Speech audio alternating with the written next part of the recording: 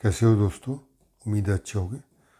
आज के इस वीडियो में पहला क्वेश्चन हमारा भूगोल में व्यवहारवादी उपागम यानी बिहेवियरल जो अप्रोच है उसके बारे में। ठीक, तो बिहेवियरल जो अप्रोच है बेसिकली किसके विरोध में आया था? प्रत्यक्षवाद और जो क्वांटिटिव रेवोल्यूशन है इसके विरोध में आया था। क्यों? क्योंकि हर चीज़ का, जोग्राफी का, हर सब चीज़ का ये क्वांटिफिकेशन कर रहे थे। ठीक है। और व्यवहारवादी ये बिहेवियरल अप्रोच है, ये क्या क्या बोल रहा था कि क्वांटिटिव रेवोल्यूशन है या प्रत्यक्षवाद है, ये क्या कर रहा है, ह्यूमन इमोशन, ह्यूमन के जो उसका व्यवहार है, नेचर है, उसको ये इग्नोर कर देते हैं, बल्कि उसको एक इकोनॉमिक मैन मान लेते हैं। ठीक है, तो इसके बारे में हम पढ़ते हैं। अब विद्या कैसा, वो 1960 में जाहिर सी बात है किसके विरोध में? प्रत्यक्षवाद और जो तुम्हारी क्वांटिटिव रेवोल्यूशन उसके विरोध में आया। विलियम किर्क और जूलियन वोल्पर्ट इसके वैज्ञानिक थे, विद्वान थे, इस क्षेत्र से जुड़े हुए, ये बिहेवियरल अप्रोच से जुड़े हुए। इनने महसूस किया कि मात्रात्मक क्रांति ने मनुष्य को केवल एक इकोनॉमिक मैन मान लिया है, जब एक आर्थिक मानव इन्होंने मान लिया है जो हमेशा लाभ के दृष्टिकोण से, अधिकतम प्रॉफिट पाने के दृष्टिकोण से चलता है।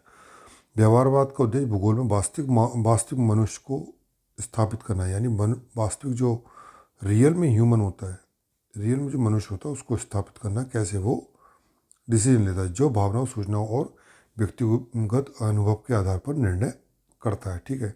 मुख्य मान्यताएं क्या है इसकी? मानसिक मानचित्र, मेंटल मैप्स इन्होंने दिए थे। व्यवहारवादी भूगोलवेत्ता वास्तविक पर्यावरण के बजाय अनुभूत पर्यावरण, यानी जो उनको परसेप्शन हो रहा है उस पर्यावरण के अध्ययन पर ज़्यादा बल देते हैं।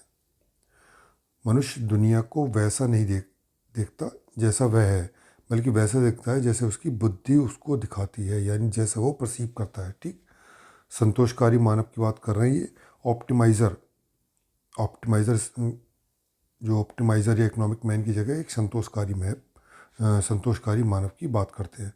मनुष्य सदैव सर्वश्रेष्ठ विकल्प नहीं चुनता, बल्कि वह विकल्प चुनता है जो उसकी तात्कालिक आवश्यकताओं को संतुष्ट करे। ठीक। तीसरा, पर्यावरण और पर्यावरण और व्यवहार का संबंध क्या है? तो यह उपागम मानता है स्थानीय संरचनाएं जैसे बाजार हो गया, शहर हो गया, मानवीय व्यवहार का परिणाम है, और पुनः यही संरचनाएं भविष्य के व्यवहार को भी प्रभावित करती हैं। ठीक। सीमित तर्कसंगता की बात करते हैं, मानते मतलब ये मान के चलते हैं मनुष्य जो है एब्सोल्यूट रैशनल नहीं होता, पूर्णतः निरपेक्ष जो रैशनल है वो नहीं होता। मनुष्य के पास पूर्ण सूचना नहीं होती, बल्कि उसके निर्णय उसकी सीमित जानकारी, शिक्षा, संस्कृति और सामाजिक परिवेश से बंधे होते हैं। ठीक है। तो बाउंड्री रैशनैलिटी को ये अस्वीकार करते हैं। ठीक, वो मानते हैं। एब्सोल्यूट रैशनैलिटी को ये अस्वीकार कर देते हैं। बहुआयामी निर्णय की प्रक्रिया, स्थानीय व्यवहार जैसे घर खरीदना, ठीक है, प्रवास करना, केवल आर्थिक कारकों से तय नहीं होते, बल्कि मनोवैज्ञानिक, सामाजिक और भावनात्मक कारक भी इसमें भूमिका निभाते हैं। जैसे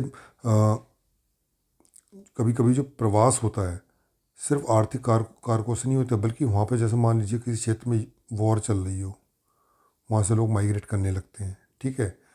और दूसरा माइग्रेशन का कारण जैसे मान लो किसी एक स्टेट में अच्छी मतलब रहने की जो कंडीशन, स्टैंडर्ड ऑफ लिविंग है वो बहुत बेकार है। ठीक है। अच्छी शिक्षा नहीं है, अच्छा रोजगार नहीं है, तो वहाँ से लोग माइग्रेट कर जाएंगे। ठीक है।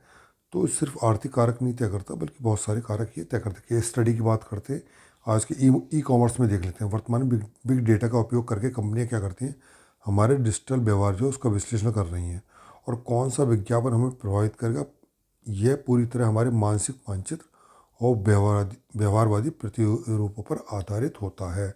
तो कंपनी आजकल क्या करती हैं, हम जो भी इंटरनेट पर अपना फुटप्रिंट छोड़ते हैं उसको वो ट्रैक करती हैं। उसको ट्रैक करके ये कॉन्क्लूज़न निकालती हैं कि पर्टिकुलर बंदे को पर्टिकुलर प्रोडक्ट पसंद है, और वो प्रोडक्ट इस एडवर्टीजमेंट के माध्यम से दिया जा सकता है। ठीक है। तो वो क्या है जी, वो मनुष्य के व्यवहार को रीड कर रहे हैं बिग डेटा के माध्यम से। ठीक। तो ये व्यवहारवादी जो बिहेवियरल अप्रोच है सॉरी, उसका बहुत अच्छा उदाहरण है। ठीक। निष्कर्ष, तो व्यवहारवादी जो बिहेवियरल अप्रोच है ये आंकड़ों की जो भूगोल में आंकड़ों की शुष्कता निकालकर मानवीय चेतना प्रदान करता है। इसकी कमियां क्या है? ये सब्जेक्टिविटी बहुत, इससे क्या होता है, जो स्टडी होती है उसमें सब्जेक्टिविटी आती है, जबकि जो क्वांटिटिव रेवोल्यूशन है ना, प्रत्यक्षवाद है, वो सब्जेक्टिविटी क्या बल्कि उसमें ऑब्जेक्टिविटी प्रदान करता है भूगोल को। तो यही एक कमी है कि जो हाइपर सब्जेक्टिविटी है वो स्टडी में आना शुरू हो जाती है। लेकिन आज के मानव केंद्रित नियोजन में इसकी सार्थक जो प्रासंगिकता है, सार्थकता है, वो बहुत ज़्यादा, इसकी बहुत ज़रूरत है। ठीक है, तो ये हो गया व्यवहारवादी उपागम। अब दूसरा क्वेश्चन देखते हैं। दूसरा क्वेश्चन है समकालीन भूगोल में यानी कंटेम्प्रेरी ज्योग्राफी में जो प्रतिमान है, पैराडाइम है, कौन कौन से हैं पैराडाइम, उसके बारे में बात करें। यानी जो कंटेम्प्रेरी ज्योग्राफी है उसमें आने वाले जो नए नए पैराडाइम है उसकी बात करनी, ना कि पूरे ओवरऑल ज्योग्राफी में बात करनी है। तो पैराडाइम होता क्या है? वैचारिक ढांचों या दृष्टिकोण से जो किसी समय विशेष में भौगोलिक शोध और अध्ययन की दिशा तय करता है। यानी आपने देखा होगा कि टाइम टू टाइम ऐसी ऐसी विचारधाराएं, ऐसे ऐसे ज्योग्राफी के स्टडी करने के मेथड आए हैं, है ना, समय समय पर आते रहे हैं। ठीक है, एक को रिप्लेस करके दूसरा आता रहा है। जैसे निश्चयवाद था, निश्चयवाद फिर आया संभववाद उसके विरोध में। ठीक है, इन दोनों को रिलेट किया तो वो आया नवनिश्चयवाद। फिर क्वांटिटिव रेवोल्यूशन आया, फिर इसके विरोध में चीज़ आई। तो जैसे जैसे ये स्टडी के मेथड में चेंज हो रहा था टाइम टू टाइम, उसको ही पैराडाइम बोलते हैं। इसकी पैराडाइम की बात किसने करी थी? पैराडाइम शिफ्ट की थॉमस कोहेन ने की थी। ठीक है, तो इन्होंने बताया था भूगोल में अब तक कई प्रतिमान आए हैं और बदले गए हैं। और अब हमको क्या देखना है? जो कंटेम्प्रेरी ज्योग्राफी है उसमें देखना है।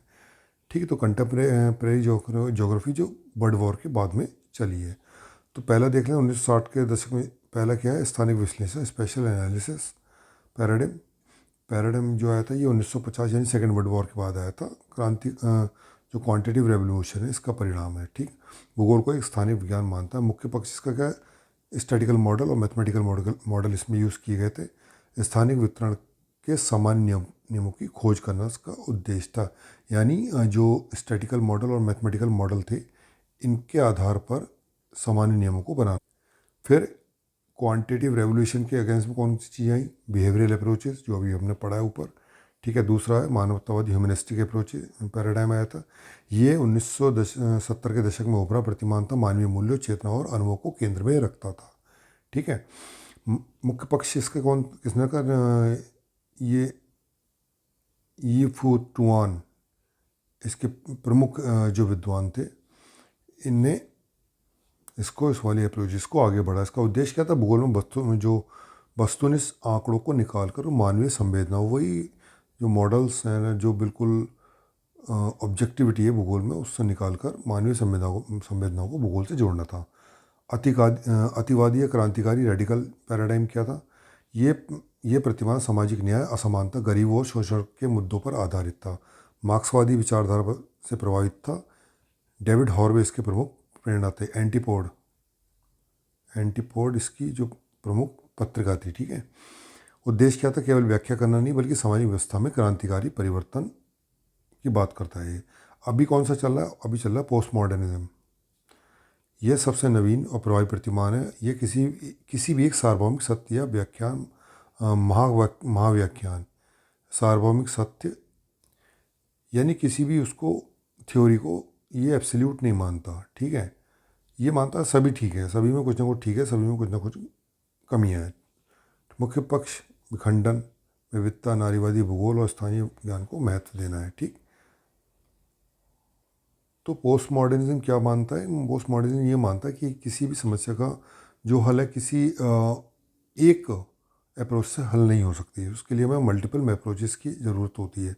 तो जैसी जिस समस्या की आवश्यकता, उसको हमें उस अप्रोच से हमें उसको माध्यम से हल करना चाहिए। तो यही किसी भी एक चीज़ को, किसी भी एक थ्योरी को ये एब्सोल्यूट नहीं मानता है। ठीक, उद्देश्य वही है, हाशिए के समूह और विभिन्न पहचानों जैसे लिंग, जाति इत्यादि के स्थानिक अनुभव को समझना है। ठीक है, उसके आधार पर थ्योरीज बनानी है। निष्कर्ष ये है कि समकालीन भूगोल के प्रतिमान यह दर्शाते हैं कि भूगोल अब केवल स्थानों का वर्णन नहीं, बल्कि सामाजिक, राजनीतिक और तकनीकी परिवर्तनों का एक गतिशील विज्ञान बन चुका है। ठीक है, तो इस वीडियो में हमने 2 क्वेश्चन कर लिए। Thank you so much.